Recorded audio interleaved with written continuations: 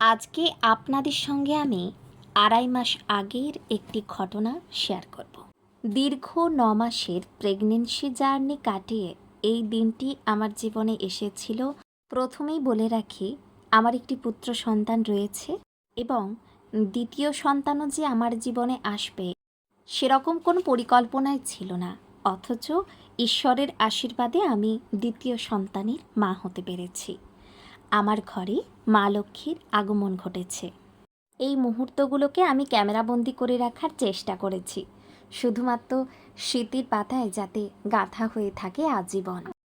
Pregnancy জার্নিটা কিন্তু খুব একটা সহজ ছিল না আমার কাছে। যাই হোক, ঈশ্বরের আশীর্বাদে প্রেগনেন্সি জার্নিটা আমি ভালোভাবেই পার করতে পেরেছি। মাতৃত্ব ভয়ঙ্কর হলেও একজন মায়ের কাছে খুবই সুন্দর। আর একটি কন্যা সন্তানের মা হতে পেরেছি, এটা ঈশ্বর যে আমাকে কৃপা করেছে, এর জন্য আমার জীবন ধন্য। পরবর্তী ভিডিও নিয়ে আবারও হাজির হব আপনাদের সামনে।